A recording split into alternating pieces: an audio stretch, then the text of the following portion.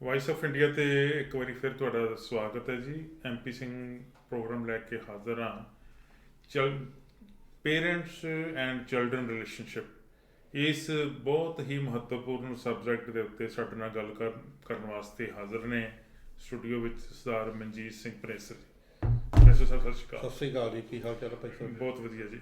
Pressure ਸਾਹਿਬ, ਆਮ ਤੌਰ 'ਤੇ ਇਹੋ ਜਿਹੇ ਮੁੱਦੇ 'ਤੇ ਜਦੋਂ ਗੱਲ ਕਰਦੇ ਹਾਂ ਤੇ ਕਈਆਂ ਲੋਕਾਂ ਨੂੰ ਚੁੱਭਦੀ ਹੈ ਕਿ ਸਾਡੀ ਬਾਰੇ ਇੱਦਾਂ ਦੀ ਗੱਲ ਕੀਤੀ ਜਾ ਰਹੀ। ਕਈਆਂ ਨੂੰ ਬਹੁਤ ਚੰਗੀ ਉਹਨਾਂ ਨੂੰ ਲੱਗਦੀ ਹੈ, ਮੈਨੂੰ ਲੱਗਦਾ ਬਜ਼ੁਰਗਾਂ ਨੂੰ, ਜਿਹੜੇ ਇਹ ਮਹਿਸੂਸ ਕਰਦੇ ਆ ਕਿ ਅਸੀਂ ਕਲਮ ਕੱਲੇ ਜਿਹੇ ਹੈਗੇ ਆ। ਇੱਥੋਂ ਦਾ ਜਿੱਦਾਂ ਦਾ ਵੈਦਰ ਆ, ਜਿੱਦਾਂ ਦਾ ਵਾਤਾਵਰਨ ਆ, ਜਿੱਦਾਂ ਦਾ ਕਲਚਰ ਦੀ ਵੀ ਗੱਲ ਆ, ਤੇ ਉਹਨਾਂ ਨੂੰ ਵੀ ਚੰਗੀ ਲੱਗਦੀ ਹੈ ਕਿ ਸਾਡੀ ਗੱਲ ਕੀਤੀ ਜਾ ਰਹੀ। ਦੂਜਿਆਂ ਨੂੰ ਚੰਗੀ ਨਹੀਂ ਲੱਗਦੀ, ਉਹ ਐਵੇਂ ਜੀ ਗੱਲਾਂ ਕਰੀ ਜਾਂਦੇ ਜੀ ਇਹਨਾਂ ਗੱਲਾਂ ਦਾ ਕੀ ਫਾਇਦਾ ਹੈ। ਅਸੀਂ ਤਾਂ ਆਪਣੇ ਪੇਰੈਂਟਸ ਦੀ ਬਹੁਤ ਇੱਜ਼ਤ ਕਰਦੇ ਹਾਂ, ਅਸੀਂ ਤਾਂ ਆਪਣੇ ਪੇਰੈਂਟਸ ਨੂੰ ਪੂਰਾ ਧਿਆਨ ਰੱਖਦੇ ਹਾਂ ਉਹਨਾਂ ਦਾ। ਅਸੀਂ ਤਾਂ ਕਦੀ ਇੱਦਾਂ ਦੀ ਗੱਲ ਹੋਣ ਹੀ ਨਹੀਂ ਦਿੱਤੀ ਕਿ ਉਹਨਾਂ ਦੇ ਚਿਹਰੇ 'ਤੇ ਕਦੀ ਉਦਾਸੀ ਆ ਜਾਏ। ਹੁੰਦੀਆਂ ਗੱਲਾਂ ਦੋਨੋਂ ਹੀ ਆ। ਹਾਂਜੀ, ਦੋ ਹੀ ਹੁੰਦੇ ਪਰਿਵਾਰਾਂ ਦੇ ਵਿੱਚ, ਸਾਡਿਆਂ ਦੇ ਵਿੱਚ ਇਹ ਗੱਲਾਂ ਆਮ ਹੈਗੀਆਂ। ਕਿਸੇ ਪਰਿਵਾਰ ਦੇ ਵਿੱਚ, ਬਹੁਤਿਆਂ ਪਰਿਵਾਰਾਂ 'ਚ, ਮੈਂ ਚਲੋ ਕਿਸੇ ਨਹੀਂ, ਬਹੁਤਿਆਂ ਪਰਿਵਾਰਾਂ ਵਿੱਚ ਪੇਰੈਂਟਸ ਦੀ, ਗ੍ਰੈਂਡ ਪੇਰੈਂਟਸ ਦੀ ਇੰਨੀ ਜ਼ਿਆਦਾ ਇੱਜ਼ਤ, ਇੰਨਾ ਜ਼ਿਆਦਾ ਮਾਣ, ਇੰਨੀ ਜ਼ਿਆਦਾ ਕੇਅਰ ਹੁੰਦੀ ਆ ਕਿ ਤੁਸੀਂ ਵੇਖ ਕੇ ਅਸ਼ ਕਰ ਉੱਠੋਗੇ। ਪਰ ਕਈ ਪਰਿਵਾਰ ਇੱਦਾਂ ਦੇ ਆ ਜੀ ਜਿਨ੍ਹਾਂ ਦੇ ਪਰਿਵਾਰਾਂ ਦੇ ਵਿੱਚ ਗ੍ਰੈਂਡ ਪੇਰੈਂਟਸ ਜਿਹੜੇ ਆ ਉਹ ਆਰਾਮ ਨਾਲ ਇੱਕ ਸਾਈਡ 'ਤੇ ਕੁਰਸੀ 'ਤੇ ਬੈਠੇ ਆ ਜਾਂ ਸੋਫੇ 'ਤੇ ਬੈਠੇ ਆ। ਬੱਚੇ ਵਾਲੇ ਤਾਂ ਘੁੰਮੀ ਜਾਂਦੇ ਆ, ਤੁਰੇ ਫਿਰਦੇ ਆ, ਪਰ ਉਹਨਾਂ ਨੂੰ ਪੁੱਛਦੇ ਵੀ ਨਹੀਂ ਵੀ ਤੁਹਾਡਾ ਕੀ ਹਾਲ ਆ। ਠੀਕ ਹੈ ਜੀ। ਉਹ ਵੀ ਪੇਰੈਂਟਸ ਇਹ ਸੋਚਦੇ ਆ ਵੀ ਹੁਣ ਜ਼ਿੰਦਗੀ ਲੰਘ ਗਈ ਜੀ, ਹੁਣ ਅਸੀਂ ਕੀ, ਬਸ ਇਹੋ ਜਿਹੀ ਉਹ ਅਵਸਥਾ 'ਚ ਹੁੰਦੇ ਆ। ਇਹ ਸਾਰਾ ਕੁਛ ਜਿਹੜਾ ਸਾਡੇ ਸਮਾਜ ਦੇ ਵਿੱਚ ਵਰਤਾਰਾ ਚੱਲ ਰਿਹਾ, ਇਹ ਸ਼ਾਇਦ ਹੈ ਤਾਂ ਗੁੰਝਲਦਾਰ।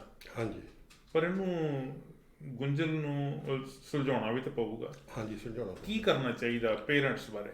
ਪੇਰੈਂਟਸ ਬਾਰੇ ਇਸ ਤਰ੍ਹਾਂ ਹੀ ਹੈ ਐਮਪੀ ਸਿੰਘ ਜੀ, ਵੀ ਪੇਰੈਂਟਸ ਜਦੋਂ ਆਉਂਦੇ ਆ ਨਾ, ਉਹ ਕਾਫੀ ਓਲਡ ਏਜ ਹੁੰਦੇ ਨੇ ਉੱਥੋਂ, ਜਦੋਂ ਬੈਕ ਹੋਮ ਜਦੋਂ ਇੰਡੀਆ ਤੋਰੇ ਆਉਂਦੇ ਨੇ। ਕਈ ਦਫਾ ਬੱਚੇ ਉਹਨਾਂ ਦੇ ਆਇਆਂ ਤੇ ਹੁੰਦੇ ਨੇ, ਪੋਤੇ ਪੋਤੀਆਂ। ਕਈ ਦਫਾ ਉਹ ਪਹਿਲਾਂ ਹੀ ਬੜੇ ਹੋਏ ਹੁੰਦੇ ਨੇ, ਉਹਨਾਂ ਨੂੰ ਐਡਜਸਟ ਕਰਨ ਨੂੰ ਕਾਫੀ ਟਾਈਮ ਲੱਗ ਜਾਂਦਾ ਵਾ। ਜਿਹੜੇ ਤੁਹਾਡੇ ਪੁੱਤ ਨੂੰ ਹਾਂ ਜਾਂ ਧੀਆਂ ਜਵਾਈ ਹੈਗੇ ਨੇ, ਉਹ ਕੰਮਾਂ ਕਾਰਾਂ 'ਚ ਬਿਜੀ ਹੁੰਦੇ ਨੇ, ਬੱਚੇ ਮਾਂ-ਬਾਪ ਕੋਲੇ ਰਹਿਣ ਲੱਗ ਜਾਂਦੇ ਨੇ। ਪਰ ਉਹ ਬੱਚੇ ਨੇ ਜਿਹੜੇ ਆਪਣੇ ਪੜ੍ਹਨ ਵੀ ਲੱਗ ਜਾਂਦੇ ਨੇ ਤੇ ਮਾਂ-ਬਾਪ ਉਹਨਾਂ ਦਾ ਖਿਆਲ ਕਰਦੇ ਨੇ, ਤੇ ਉਹ ਫਿਰ ਸਕੂਲੋਂ ਆ ਗਏ, ਸਕੂਲੋਂ ਲੈ ਵੀ ਆਉਂਦੇ ਨੇ ਜਾ ਕੇ। ਪਰ ਮਾਂ-ਬਾਪ ਨੂੰ ਹੋਰ ਕੋਈ ਕੰਮ ਨਹੀਂ ਹੁੰਦਾ ਹੈਗਾ। ਉਹਨੂੰ ਕਈਆਂ ਮਾਂ-ਬਾਪ ਨੂੰ ਗੱਡੀ ਚਲਾਉਣੀ ਨਹੀਂ ਆਉਂਦੀ ਹੈਗੀ, ਉਹ ਘਰੇ ਬੈਠੇ ਰਹਿੰਦੇ ਨੇ। ਤੇ ਬੱਚੇ ਜਦੋਂ ਸ਼ਾਮ ਨੂੰ ਆਉਂਦੇ ਨੇ ਉੱਥੋਂ ਆਪਣੇ ਕੰਮਾਂ ਕਾਰਾਂ ਦੇ ਉੱਤੋਂ, ਉਹ ਥੱਕੇ ਟੁੱਟੇ ਹੁੰਦੇ ਨੇ, ਉਹ ਘਰੇ ਫੂਡ ਫਾਡ ਬਣਾਉਣ ਲੱਗ ਜਾਂਦੇ ਆ ਮਾਂ-ਬਾਪ, ਬੱਚਿਆਂ ਨੂੰ ਪਾਲਦੇ ਨੇ। ਪਰ ਕਈ ਦਫਾ ਇਹ ਹੁੰਦਾ ਵੀ ਮਾਂ-ਬਾਪ ਇਕੱਲਾਪਨ ਮਹਿਸੂਸ ਕਰਦੇ ਨੇ। ਇਕੱਲਾਪਨ ਇਉਂ ਮਹਿਸੂਸ ਕਰਦੇ ਨੇ। ਕਈ ਦਫਾ ਬੱਚੇ ਉਹਦੇ ਸ਼ਾਮ ਨੂੰ ਆਉਂਦੇ ਨੇ, ਚਾਹੇ ਧੀ ਆ ਗਈ, ਚਾਹੇ ਜਵਾਈ ਆ ਗਿਆ, ਚਾਹੇ ਨੂੰਹ ਆ ਗਈ, ਚਾਹੇ ਪੁੱਤ ਆ ਗਿਆ, ਉਹ ਆਪਣਾ ਗੱਡੀ 'ਚ ਬੈਠਦੇ ਨੇ, ਬੱਚਿਆਂ ਨੂੰ ਨਾਲ ਲੈ ਕੇ ਬਾਹਰ ਸੈਰ ਕਰਾਉਣ ਚਲੇ ਜਾਂਦੇ ਨੇ। ਬਈ ਇੱਥੇ ਸਵੇਰ ਦੇ ਘਰੇ ਬੋਰ ਹੋਏ ਬੈਠੇ ਨੇ, ਇਕੱਲੇ ਹੀ ਬੈਠੇ ਨੇ, ਚੱਲ ਤੁਹਾਨੂੰ ਮੈਂ ਬਾਹਰ ਗੇੜਾ ਕਢਾ ਕੇ ਲਿਆਈਏ। ਪਰ ਪੇਰੈਂਟਸ ਨੂੰ ਨਹੀਂ ਕੋਈ ਦੇਖਦਾ, ਉਹ ਵੀ ਤਾਂ ਇਕੱਲੇ ਹੀ ਹੁੰਦੇ। ਉਹਨਾਂ ਕੰਨੀ ਕਿਸੇ ਦੀ ਤਵੱਜੋ ਹੀ ਨਹੀਂ ਜਾਂਦੀ ਹੈਗੀ। ਉਹ ਸਾਰੇ ਨਹੀਂ ਬੱਚੇ ਇੱਦਾਂ ਕਰਦੇ, ਕੁਛ ਘਰਾਂ ਦੇ ਜਿਹੜੇ ਕਰਦੇ, ਆਪਾਂ ਉਹਨਾਂ ਬਾਰੇ ਗੱਲ ਕਰਦੇ ਆ। ਸਾਰੇ ਨਹੀਂ ਇੱਦਾਂ ਕਰਦੇ, ਆਪਾਂ ਸਾਰੇ ਬੱਚਿਆਂ ਨੂੰ ਨਹੀਂ ਕਹਿ ਰਹੇ। ਕੁਛ ਘਰਾਂ ਦੇ ਵਿੱਚ ਇਸ ਤਰ੍ਹਾਂ ਹੁੰਦਾ, ਜਿੱਦਾਂ ਕੋਈ ਪਾਰਟੀ ਆ ਗਈ,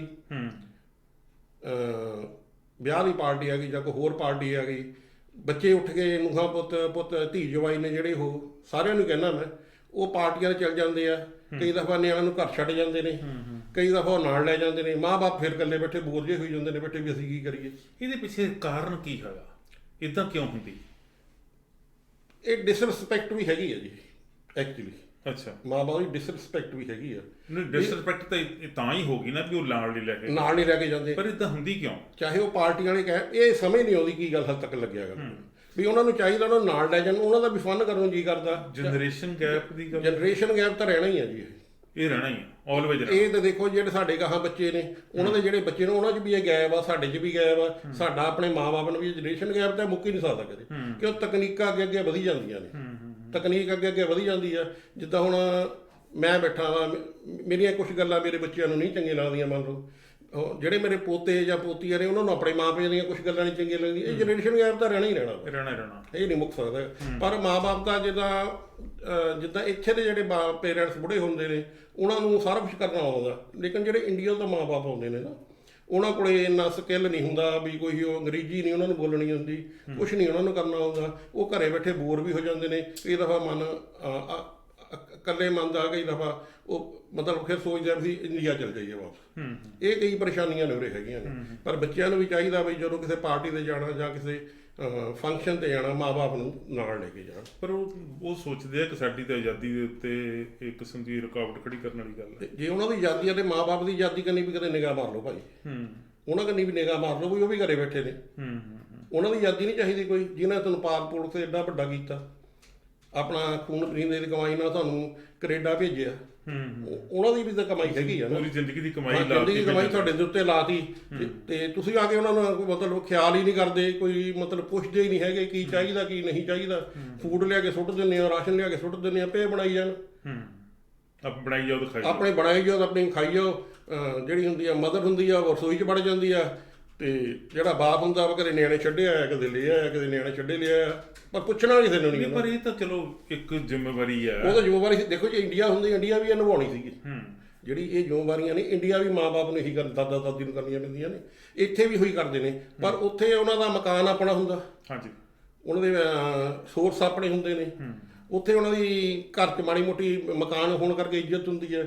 ਇੱਥੇ ਜਦੋਂ ਮਾਂ-ਬਾਪ ਆਉਂਦੇ ਨੇ ਇੰਡੀਆ ਦੇ, ਤੇ ਉਹਨਾਂ ਦੀ ਆਪਣੇ ਮਕਾਨ ਤਾਂ ਆਪਣੇ ਹੁੰਦੇ, ਨੂੰਹਾਂ ਪੁੱਤਾਂ ਦੇ ਨਾਂ ਹੁੰਦੇ ਆ, ਧੀਆਂ ਜਵਾਈ ਦੇ ਨਾਂ ਹੁੰਦੇ ਨੇ, ਫਿਰ ਉਹ ਆਪਣੀ ਮਰਜ਼ੀ ਦਾ ਹੁਕਮ ਚਲਾ ਦਿੰਦੇ ਨੇ, ਆਪਣੀ ਮਰਜ਼ੀ ਦੀਆਂ ਗੱਲਾਂ ਕਰ ਲੈਂਦੇ ਨੇ। ਇਉਂ ਨਹੀਂ ਇਉਂ ਜੀ, ਇੱਥੇ ਘਰ ਦੇ ਵਿੱਚ ਇਉਂ ਨਹੀਂ ਚੱਲਣਾ, ਇਉਂ ਚੱਲਣਾ ਵਾ, ਨੂੰਹਾਂ ਕਹਿੰਦੀਆਂ ਕਹਿ ਦਿੰਦੀਆਂ ਜੀ ਵੀ ਇੱਦਾਂ ਨਹੀਂ ਇੱਦਾਂ ਚੱਲਣਾ ਵਾ। ਸਫਾਈ ਹੋਣੀ ਚਾਹੀਦੀ ਹੈ ਘਰ ਦੇ ਵਿੱਚ, ਸਫਾਈ ਨਹੀਂ ਕੀਤੀ ਹੋਈ, ਅੱਜ ਸਵੇਰ ਦੀ ਨਿਆਣੇ ਦੇ ਵਾਲ ਨਹੀਂ ਹੋਏ, ਕਦੇ ਆਹ ਨਹੀਂ ਕੀਤਾ ਹੋਇਆ, ਉਹ ਫਿਰ ਉਹਨਾਂ ਦਾ ਖਿਆਲ ਨਹੀਂ ਰੱਖਦੇ ਹੈਗੇ। ਇਹ ਬਹੁਤ ਵੱਡੀ ਪ੍ਰੋਬਲਮ ਹੈ। ਇਸ ਪ੍ਰੋਬਲਮ ਨੂੰ ਜਨਰੇਸ਼ਨ ਗੈਪ ਵਾਲੀ ਗੱਲ ਆਪਾਂ ਕੀਤੀ, ਜਨਰੇਸ਼ਨ ਗੈਪ ਤਾਂ ਫਿਰ ਇਹ ਰਹਿਣਾ ਹੀ ਰਹਿਣਾ। ਇਹ ਜਿਹੜਾ ਫਰਕ ਹੈ ਉਮਰ ਦਾ, ਬੱਚਿਆਂ ਦਾ ਤੇ ਪੇਰੈਂਟਸ ਦਾ ਤੇ ਗ੍ਰੈਂਡ ਪੇਰੈਂਟਸ, ਉਮਰ ਦਾ, ਸੁਭਾਅ ਦਾ ਵੀ ਫਰਕ ਪੈ ਜਾਂਦਾ। ਲੈਂਗੁਏਜ ਪ੍ਰੋਬਲਮ ਸਾਡੇ ਪੇਰੈਂਟਸ ਗ੍ਰੈਂਡ ਪੇਰੈਂਟਸ ਨੂੰ ਹੈਗੀ ਆ, ਉਹ ਜੇ ਲੈਂਗੁਏਜ ਪ੍ਰੋਬਲਮ ਨਾ ਹੋਵੇ ਤੇ ਉਹ ਆਪੇ ਬਾਹਰ ਨਿਕਲ ਸਕਦੇ ਆ, ਕਿਸੇ ਨੂੰ ਹਾਈ ਹੈਲੋ ਕਹਿਣ, ਕਿਸੇ ਦੀ ਗੱਲ ਸੁਣਨ, ਕਿਸੇ ਨੂੰ ਸੁਣਾਉਣ ਸੁਣਾਉਣ ਕਿਹਨੂੰ ਗੱਲ ਬਸ ਕਿਹਨੂੰ ਸੁਣਾਉਣ, ਜਦੋਂ ਬਾਹਰ ਨਿਕਲਦੇ ਉਹਨੂੰ ਅੰਗਰੇਜ਼ੀ ਨਹੀਂ ਆਉਂਦੀ ਹੁੰਦੀ। ਉਹੀ ਗੱਲ ਮੈਂ ਕਹਿੰਦਾ ਲੈਂਗੁਏਜ ਨਾ ਉਹਨਾਂ ਕੋਲ 4 ਅੱਖਰ ਨਹੀਂ ਬੋਲ ਲੈਣ, ਕਿਸੇ ਕੋਲ ਆਂਢ ਗੁਆਂਢ ਕੋਈ ਹਰ ਕਮਿਊਨਿਟੀ ਦੇ ਬੰਦੇ ਰਹਿੰਦੇ ਨੇ। ਹੁਣ ਦੇਖੋ ਨਾ, ਜਿੱਦਾਂ ਉੱਥੇ ਬੈਕ ਹੋਮ ਦੀ ਗੱਲ ਆਪਾਂ ਕਰੀਏ ਤੇ ਉੱਥੇ ਜਿਹੜੇ ਪੇਰੈਂਟਸ ਹੈ ਉਹਨਾਂ ਨੂੰ ਲੈਂਗੁਏਜ ਤੇ ਪ੍ਰੋਬਲਮ ਹੈ ਹੀ ਨਹੀਂ। ਉੱਥੇ ਲੋਕ ਉਹਨਾਂ ਨੂੰ ਜਾਣਦੇ ਹੁੰਦੇ ਆ, ਰਿਸ਼ਤੇਦਾਰ ਵੀ ਹੁੰਦੇ ਆ, ਸੱਜਣਤਾਈ ਵੀ ਹੁੰਦੀ ਆ, ਉਹ ਇੰਨਾ ਚਿਰ ਰਹਿੰਦੇ ਉੱਥੇ, ਆਂਢ ਗੁਆਂਢ ਵੀ ਉਹਨਾਂ ਦੀ। ਇੱਥੇ ਇਦਾਂ ਦੇ ਰਿਵਾਜ ਹੈ ਨਹੀਂ, ਆਂਢ ਗੁਆਂਢ ਵੀ ਤੁਸੀਂ ਚਲੇ ਜਾਓ, ਬਿਨਾਂ ਬੁਲਾਏ ਚਲੇ ਜਾਓ, ਤਾਂ ਬਿਨਾਂ ਬੁਲਾਏ ਉਹ ਤੁਹਾਡੇ ਘਰ ਆ ਜਾਓ, ਕੋਈ ਇਦਾਂ ਦੀ ਗੱਲ ਵੀ ਹੈ ਨਹੀਂ। ਬਿਨਾਂ ਬੁਲਾਏ ਕਿ ਹੁਣ ਆਂਢ ਗੁਆਂਢ, ਮੈਨੂੰ ਤਾਂ ਲੱਗਦਾ ਹੁੰਦਾ ਵੀ ਗੁਆਂਢੀਆਂ ਨੂੰ ਸਾਨੂੰ ਪਤਾ ਹੀ ਨਹੀਂ ਰਹਿੰਦਾ ਕੌਣ। ਸਹੀ ਗੱਲ ਹੈ ਜੀ, ਇਹ ਬਿਲਕੁਲ ਸਹੀ ਗੱਲ ਹੈ ਜੀ, ਸਾਨੂੰ ਪਤਾ ਹੀ ਨਹੀਂ ਆਂਢ ਗੁਆਂਢ ਕੌਣ ਰਹਿੰਦਾ। ਹਾਂਜੀ, ਔਰ ਜੇ ਉਹ ਕਿਤੇ ਚਲੋ ਸਾਡੀ ਕਮਿਊਨਿਟੀ ਦਾ ਹੋਵੇ ਤੇ ਕਦੀ ਕਦਾਈ ਬਾਹਰ ਨਿਕਲ ਕੇ ਸਤਿ ਸ਼੍ਰੀ ਅਕਾਲ ਜਾਂ ਇੱਕ ਚਲੋ ਵੇਖ ਹੀ ਲੈਂਦੇ, ਜੇ ਦੂਜੀ ਕੋਈ ਕਮਿਊਨਿਟੀ ਦਾ ਹੈਗਾ ਤੇ ਫਿਰ ਤਾਂ ਸਾਨੂੰ ਹੈਲੋ ਹਾਈ ਨਹੀਂ ਕਰਨੀ ਨਹੀਂ ਆਉਂਦੀ। ਠੀਕ, ਉਦੋਂ ਫਿਰ ਇਹ ਜਿਹੜੀ ਸਮੱਸਿਆ ਨਾਲ ਸਾਡੇ ਪੇਰੈਂਟਸ ਜਾਂ ਗ੍ਰੈਂਡ ਪੇਰੈਂਟਸ ਜੂਝ ਰਹੇ, ਇਹ ਜਿਹੜੀ ਸਮੱਸਿਆ ਫੇਸ ਕਰ ਰਹੇ, ਇਹਦਾ ਹੱਲ ਕੀ ਹੈ? ਇਹਦਾ ਹੱਲ ਇਹੀ ਹੈ ਜੀ, ਪੇਰੈਂਟਸ ਨੂੰ ਚਾਹੀਦਾ ਵਾ ਵੀ ਆਪਣਾ ਕੋਈ ਕੰਮਕਾਰ ਕਰਨ ਆਪ, ਜਾਂ ਆਪਣੇ ਜਿਹੜਾ ਇੰਡੀਆ ਤੋਂ ਕੋਈ ਸੋਰਸ ਆ ਉਹਨਾਂ ਦਾ ਲਿਆ ਕੇ ਆਪਣਾ ਅਲੱਗਾ ਕੋਈ ਆਪਣਾ ਜਾਂ ਜੌਬ ਕਰਨ ਜਾਂ ਕੋਈ ਹੋਰ ਕੰਮ ਕਰਨ। ਜੌਬ ਹੀ ਔਰ ਇੱਕ ਬਿਜ਼ਨਸ ਤਾਂ ਕੋਈ ਕਰ ਨਹੀਂ ਸਕਦਾ ਚੀਜ਼ ਨਹੀਂ ਜੀ, ਪਰ ਜਿਹੜੇ ਸੁਪਰ ਵੀਜ਼ੇ ਤੇ ਆਏ ਆ ਜਾਂ ਵਿਜ਼ਟਰ ਵੀਜ਼ੇ ਤੇ ਆਏ, ਉਹ ਵਿਚਾਰੇ ਕੀ ਕਰ ਸਕਦੇ? ਉਹ ਤਾਂ ਕਰ ਹੀ ਨਹੀਂ ਸਕਦੇ। ਉਹ ਤਾਂ ਜੀ ਦੇਖੋ ਉਹਨਾਂ ਨੂੰ ਰਾਈਟ ਹੀ ਨਹੀਂ ਹੈ। ਨਹੀਂ, ਉਹ ਤਾਂ ਕਰ ਹੀ ਸਕਦੇ ਜੀ, ਉਹਨਾਂ ਦਾ ਤਾਂ ਮਤਲਬ ਫਿਰ ਉਹ ਤਾਂ ਮਤਲਬ ਸਮਝੌਤਾ ਜ਼ਿੰਦਗੀ ਨਾਲ। ਬਹੁਤੀ ਪ੍ਰੋਬਲਮ ਉਹਨਾਂ ਨੂੰ ਐਸੋ ਚ ਆਉਂਦੀ ਹੈ, ਉਹ ਸਮਝੌਤਾ ਕਰਨਾ ਪੈਂਦਾ ਫਿਰ ਜ਼ਿੰਦਗੀ 'ਚ ਉਹਨਾਂ ਨੂੰ। ਕਿਉਂ ਫਿਰ ਜੇ ਉਹਨਾਂ ਨੂੰ ਇਹ ਹੁੰਦਾ ਵੀ ਜੇ ਅਸੀਂ 2 ਸਾਲ ਰਹਿ ਗਏ, ਫਿਰ ਸਾਡੇ ਉਹ ਕਾਗਜ਼ ਪੱਤਰ ਪੱਕੇ ਲਾ ਦਿੰਦੇ ਨੇ ਵੀ ਅਸੀਂ ਪੱਕੇ ਵੀ ਹੋਣਾ ਵਾ, ਫਿਰ ਉਹਨਾਂ ਨੂੰ ਸਮਝੌਤਾ ਕਰਨਾ ਪੈਂਦਾ ਜ਼ਿੰਦਗੀ 'ਚ। ਹਾਂਜੀ ਯੈਸ ਆ ਜੀ, ਯੈਸ ਆ ਜੀ। ਜੇ ਹੁਣ ਬੱਚਿਆਂ ਨੇ ਕਹਿਤਾ ਵੀ ਆਹ ਇੱਦਾਂ ਕਰਨਾ, ਫਿਰ ਉਹ ਕਹਿੰਦੇ ਅੱਛਾ ਓਕੇ ਪੁੱਤ ਇੱਦਾਂ। ਜਿਹਨਾਂ ਨਹੀਂ ਬਣਦੀ ਉਹ ਵਾਪਸ ਇੰਡੀਆ ਚਲੇ ਜਾਂਦੇ ਨੇ। ਇੱਕ ਦੋ ਪਰਿਵਾਰ ਇੱਥੋਂ ਮਾਂ-ਬਾਪ ਗਏ ਵੀ ਆ, ਮੈਨੂੰ ਪਤਾ ਪਿਛਲੇ ਸਾਲਾਂ ਦੇ ਵਿੱਚ। ਅੱਛਾ ਜੀ, ਮੇਰੀ ਨਿਗਾਹ 'ਚ ਗਏ ਵੀ ਵਾਪਸ। ਉਹਨਾਂ ਦੀ ਕੋਈ ਕਦਰ ਨਹੀਂ ਸੀ, ਉਹ ਆਪਣਾ ਟਿਕਟ ਕਟਾ ਕੇ ਵਾਪਸ ਚਲੇ ਗਏ ਵੀ ਅਸੀਂ ਨਹੀਂ ਉਰੇ ਰਹਿਣਾ। ਉਹ ਮੁੜ ਕੇ ਆਏ ਵੀ ਨਹੀਂ ਕਦਰ ਦੀ ਪਰਮਾਨੈਂਟ ਆਏ ਸੀ ਨਾਲੇ। ਕਦਰ ਦੀ ਗੱਲ ਆਪਾਂ ਨਾ ਵੀ ਧਿਆਨ 'ਚ ਰੱਖੀਏ। ਇੱਕ ਚਲੋ ਹੋ ਸਕਦਾ ਕਿਸੇ 'ਚ ਫੈਮਿਲੀ 'ਚ ਇਹ ਦਿੱਕਤ ਵੀ ਆਉਂਦੀ ਹੋਊਗੀ ਕਿ ਕਦਰ ਨਹੀਂ, ਪਰ ਜਿਹੜੀਆਂ ਹੋਰ ਮੁਸ਼ਕਲਾਂ ਹੈਗੀਆਂ ਉਹਨਾਂ ਨੂੰ ਫੇਸ ਨਹੀਂ ਕਰ ਸਕਦੇ ਉਹ, ਜਾਂ ਉਹਨਾਂ ਦਾ ਹੱਲ ਹੀ ਹੈ ਨਹੀਂ ਉਹਨਾਂ ਦੇ ਕੋਲ, ਫਿਰ ਉਹ ਨਾ ਤਾਂ ਇੱਥੇ ਰਹਿਣ ਜੋਗੇ ਨਾ ਵਾਪਸ ਜਾਣ ਜੋਗੇ। ਵਾਪਸ ਉੱਥੇ ਜਾਂਦੇ ਆ ਤੇ ਉੱਥੇ ਉਹਨਾਂ ਨੂੰ ਇੱਥੋਂ ਦਾ ਫਿਕਰ ਬੱਚਿਆਂ ਦਾ ਤੇ ਜੇ ਇੱਥੇ ਰਹਿੰਦੇ ਆ ਤੇ ਫਿਰ ਉਹ ਇੱਕ ਡਿਫਰੈਂਟ ਜੀ ਗੱਲ ਹੁੰਦੀ ਆ, ਫਿਰ ਉਹਨੂੰ ਲੱਗਦਾ ਕਿ ਸਾਡੀ ਕੇਅਰ ਨਹੀਂ ਕੀਤੀ ਜਾ ਰਹੀ। ਇਹ ਸਮੱਸਿਆਵਾਂ ਜਿਹੜੀਆਂ ਹੈਗੀਆਂ, ਇਹਨਾਂ ਨੂੰ ਜਿੰਨਾ ਚਿਰ ਤੱਕ ਰਲ ਮਿਲ ਕੇ ਸੋਲਵ ਨਹੀਂ ਕੀਤਾ ਜਾਂਦਾ, ਰਲ ਮਿਲ ਕੇ ਪਹਿਲਾਂ ਤਾਂ ਪੁਆਇੰਟ ਆਊਟ ਨਹੀਂ ਕੀਤੀਆਂ ਜਾਂਦੀਆਂ ਕਿ ਪ੍ਰੋਬਲਮਸ ਹੈ ਕੀ, ਫਿਰ ਉਸ ਤੋਂ ਬਾਅਦ ਸੋਲਵ ਕਰਨ ਵਾਲੇ ਪਾਸੇ ਤੁਰਿਆ ਨਹੀਂ ਜਾਂਦਾ। ਨਹੀਂ ਤੇ ਗੈਪ ਜਿਹੜਾ ਬਹੁਤ ਵੱਡਾ ਹੋ ਜਾਊਗਾ। ਬਹੁਤ ਸਾਰੇ ਇਦਾਂ ਦੇ ਫੈਮਿਲੀਜ਼ ਵਿੱਚ ਜਾਣ ਦਾ ਮੌਕਾ ਮਿਲਿਆ ਜੀ, ਜਾਂ ਸੁਣਨ ਦਾ ਮੌਕਾ ਮਿਲਿਆ ਕਿ ਉੱਥੇ ਪੇਰੈਂਟਸ ਇੰਨੇ ਉਦਾਸ, ਇੰਨੇ ਇਕਲਾਪੇ ਵਿੱਚ ਹੁੰਦੇ ਆ ਕਿ ਉਹ ਰਾਤ ਨੂੰ ਵੀ ਬਣਾਉਂਦੇ ਰਹਿੰਦੇ, ਬੋਲਦੇ ਰਹਿੰਦੇ, ਸੁੱਤੇ ਪਏ ਵੀ ਬੋਲਦੇ ਰਹਿੰਦੇ। ਉਹਨਾਂ ਨੂੰ ਆਪਦੇ ਪਿੰਡ ਦੀਆਂ ਪੁਰਾਣੀਆਂ ਗੱਲਾਂ ਯਾਦ ਆਉਂਦੀਆਂ, ਆਪਦੇ ਜਵਾਨੀ ਦੀਆਂ, ਆਪਦੀਆਂ ਜ਼ਿੰਮੇਵਾਰੀਆਂ ਕਿੱਦਾਂ ਉਹਨਾਂ ਨੇ ਨਿਭਾਈਆਂ, ਉਹਨਾਂ ਨੂੰ ਚੇਤੇ ਆਉਂਦੀਆਂ ਰਹਿੰਦੀਆਂ। ਇੱਥੇ ਆ ਕੇ ਉਹ ਇੱਦਾਂ ਮਹਿਸੂਸ ਕਰਦੇ ਕਿ ਮੈਂ ਇੱਕ ਜ਼ਿੰਦਗੀ ਦੇ ਅਖੀਰਲੇ ਸਾਲਾਂ ਦੇ ਵਿੱਚ ਕੈਦ ਕੱਟਣ ਆ ਗਿਆ, ਪਿੰਜਰੇ 'ਚ ਬੰਦ ਹੋ ਜਾਂਦਾ। ਹਾਂਜੀ, ਇਹ ਪਿੰਜਰਾ ਖੋਲ੍ਹਣਾ ਜਿਹੜਾ ਵਾ ਉਹ ਬਹੁਤ ਜ਼ਰੂਰੀ ਹੈ। ਤੇ ਖੋਲ੍ਹਣ ਵਾਸਤੇ ਕੋਸ਼ਿਸ਼ ਕੌਣ ਕਰੇ? ਸਾਰੇ ਕਰਨ ਕਿ ਪੇਰੈਂਟਸ ਕਰਨ ਕਿ ਬੱਚੇ ਕਰਨ? ਇਹ ਆਪਣੀ ਕਮਿਊਨਿਟੀ ਨੂੰ ਚਾਹੀਦਾ ਵਾ। ਜਿੱਦਾਂ ਆਪਾਂ ਗੁਰਦੁਆਰੇ ਇਕੱਠੇ ਹੁੰਦੇ ਆ, ਉੱਥੇ ਇੱਕ ਦੂਜੇ ਆਪਣੀ ਕੋਈ ਜਿਹੜੇ ਗੁਰਦੁਆਰੇ ਦੇ ਆਪਣੇ ਮੈਂਬਰ ਨੇ ਬੈਠ ਕੇ ਗੱਲਬਾਤ ਕਰਨ, ਕਿ ਉਹ ਸਾਰਿਆਂ ਨੂੰ ਪਤਾ ਵੀ ਇਹ ਪ੍ਰੋਬਲਮ ਘਰ ਦੇ ਵਿੱਚ।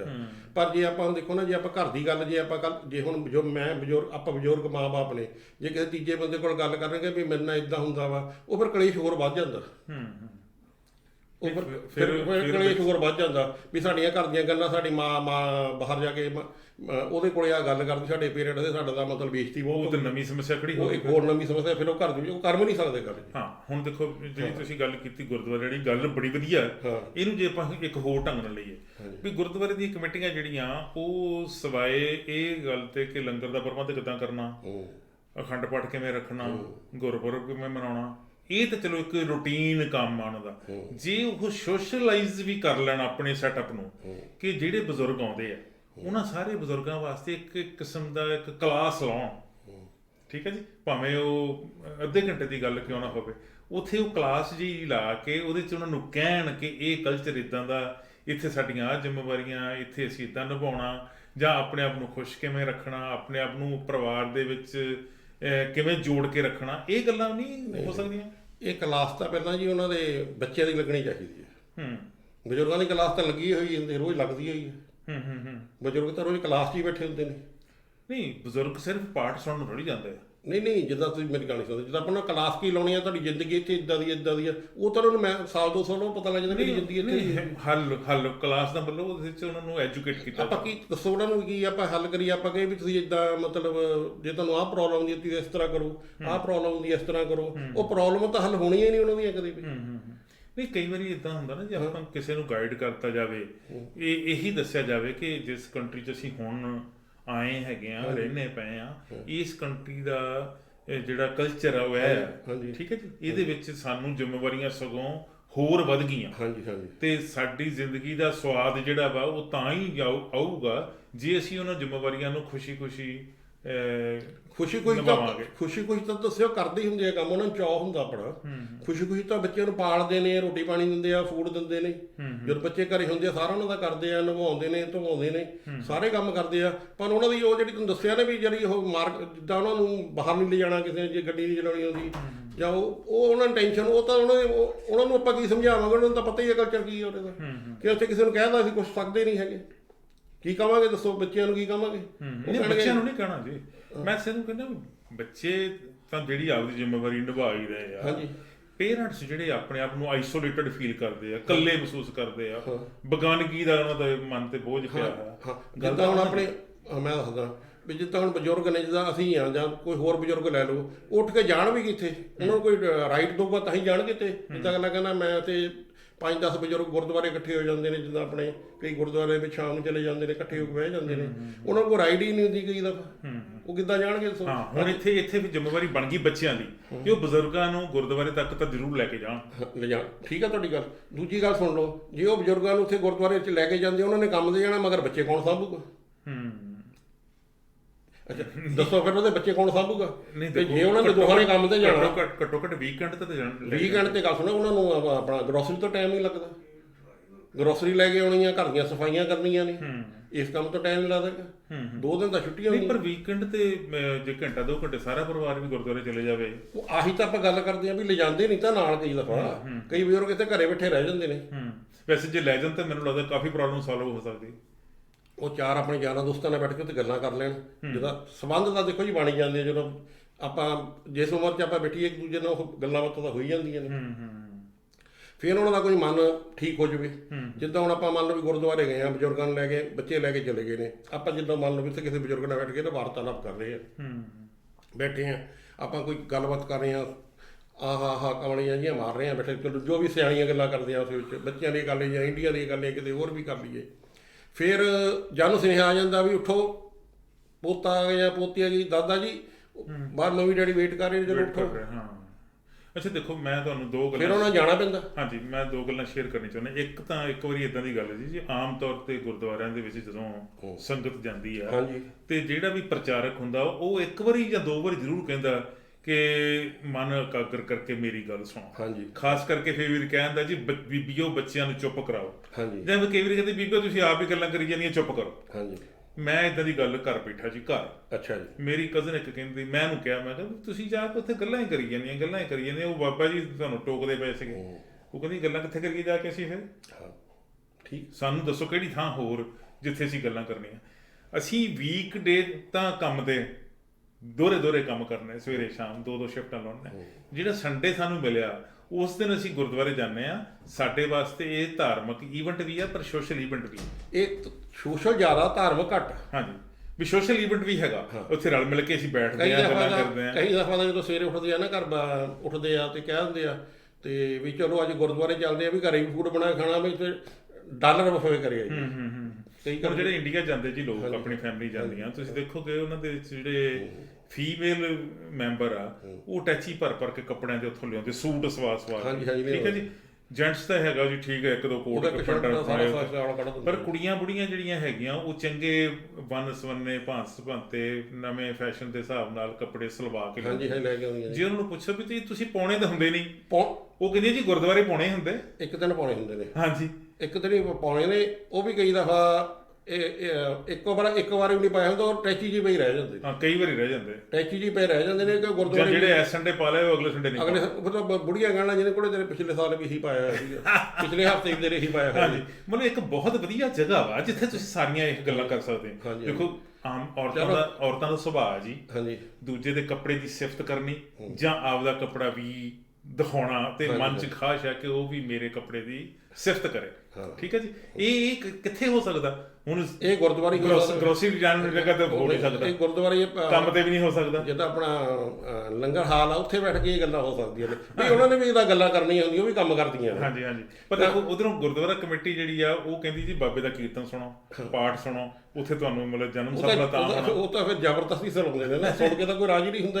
ਉਹ ਤਾਂ ਗੱਲਾਂ ਕਰਨ ਜਾਂਦੇ ਨੇ, ਜਦ ਬੱਚੇ ਖੇਡਣ ਚਲ ਜਾਂਦੇ ਨੇ, ਬਜ਼ੁਰਗ ਆਪਣੇ ਦੁੱਖ ਸੁੱਖ ਕਰਨ ਲੱਗ ਜਾਂਦੇ। ਮੇਰਾ ਕਹਿਣ ਤੋਂ ਭਾਵ ਇਹ ਹੈ ਕਿ ਗੁਰਦੁਆਰਾ ਸਾਹਿਬ ਇੱਕ ਇਹੋ ਜਿਹਾ ਮੁਕਾਮ ਆ, ਇਹੋ ਜਿਹੀ ਜਗ੍ਹਾ ਜਿੱਥੇ ਜਾ ਕੇ ਤੁਸੀਂ ਦੁੱਖ ਸੁੱਖ ਸਾਰੇ ਫੋਲ ਸਕਦੇ ਆ, ਸੁੱਖ ਦੀਆਂ ਗੱਲਾਂ ਵੀ ਕਰ ਸਕਦੇ, ਖੁਸ਼ੀ ਦੀਆਂ ਗੱਲਾਂ ਸ਼ੇਅਰ ਵੀ ਕਰ ਸਕਦੇ ਆ। ਜੇ ਕਿਸੇ ਨੂੰ ਕੋਈ ਪ੍ਰੋਬਲਮ ਆ ਤਾਂ ਵੀ ਉਹ ਕਰ ਲੂਗਾ। ਦੇਖੋ ਜੀ, ਗੁਰਦੁਆਰੇ 'ਚ ਜਾ ਕੇ ਜੇ ਅਸੀਂ ਆਪਣੀਆਂ ਇਹ ਗੱਲਾਂ ਨਹੀਂ ਕਰਾਂਗੇ, ਹੋਰ ਜਾ ਕੇ ਕਿੱਥੇ ਵੀ ਕਰਾਂਗੇ? ਕਿੱਥੇ ਗੱਲਾਂ ਨਹੀਂ, ਹੋਰ ਜਗ੍ਹਾ ਹੀ ਹੈ ਨਹੀਂ ਕਿਤੇ। ਹਾਂਜੀ, ਮਾਲ 'ਚ ਨਹੀਂ ਕਰ ਸਕਦੇ, ਕਿਸੇ ਸਟੋਰ 'ਚ ਨਹੀਂ ਕਰ ਸਕਦੇ, ਕਿਸੇ ਦੇ ਘਰ ਨਹੀਂ ਕਰ ਸਕਦੇ। ਉੱਥੇ ਮੈਂ ਗੱਲਾਂ, ਬਜ਼ੁਰਗ ਆਪਣੀਆਂ ਗੱਲਾਂ ਕਰ ਲੈਂਦੇ ਆ, ਬੱਚੇ ਆਪਣੀਆਂ ਗੱਲਾਂ ਕਰਦੇ ਆ, ਨੂੰਹਾਂ ਆਪਣੀਆਂ, ਧੀਆਂ ਆਪਣੀਆਂ, ਆਪਸ ਵਿੱਚ ਸਹੇਲੀਆਂ ਬਣੀਆਂ ਹੁੰਦੀਆਂ ਨੇ, ਗੱਲਾਂ ਤਾਂ ਕਰ ਲੈਂਦੇ ਨੇ। ਵੈਸੇ ਤਾਂ ਮੈਨੂੰ ਲੱਗਦਾ ਜੀ ਗੁਰਦੁਆਰੇ ਵਾਲਾ ਜਿਹੜਾ ਨਾ ਪੂਰੇ ਦਿਨ ਦਾ ਇਵੈਂਟ ਚਾਹੀਦਾ, ਸਵੇਰ ਤੋਂ ਲੈ ਕੇ ਸ਼ਾਮ ਤੱਕ।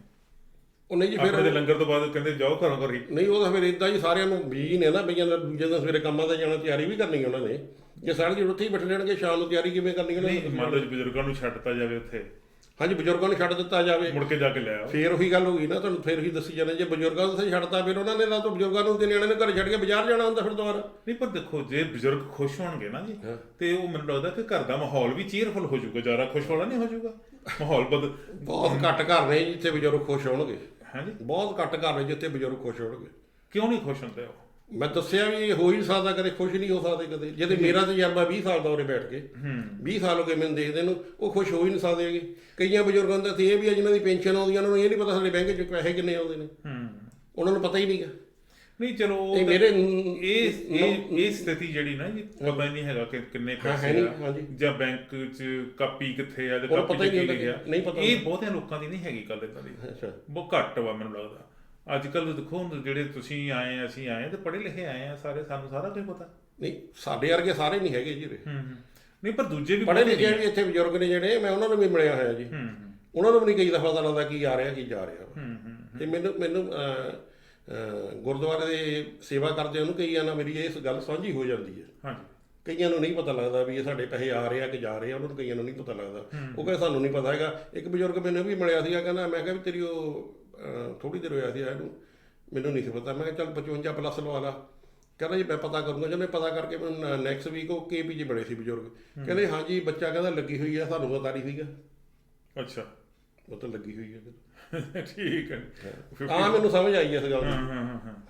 ਚਲੋ ਇਹ ਫਿਰ ਦੇਖੋ ਇਹ ਉਹਨਾਂ ਦੇ ਬੱਚਿਆਂ ਦਾ ਫਰਜ਼ ਬਣਦਾ ਕਿ ਉਹ ਆਪਦੇ ਬਜ਼ੁਰਗਾਂ ਨੂੰ ਇਹ ਦੱਸਣ, ਜਾਂ ਜਦੋਂ ਉਹ 55+ ਵਾਲੀ ਥੋੜੀ ਜਿਹੀ ਹੁੰਦੀ ਪੈਨਸ਼ਨ 175 ਜਦੋਂ ਵੀ ਆਉਂਦੇ ਆ, ਭਾਵੇਂ $50 ਹੀ ਆਉਂਦੇ, ਕੁਝ ਵੀ ਆਵੇ, ਕੁਝ ਵੀ ਉਹਨਾਂ ਨੂੰ ਦੇਣ ਕਿ ਆਹ ਤੁਹਾਡੀ ਪੈਨਸ਼ਨ ਆਈ ਹੈ ਜੀ ਤੇ ਤੁਸੀਂ ਜੇਬ 'ਚ ਰੱਖੋ।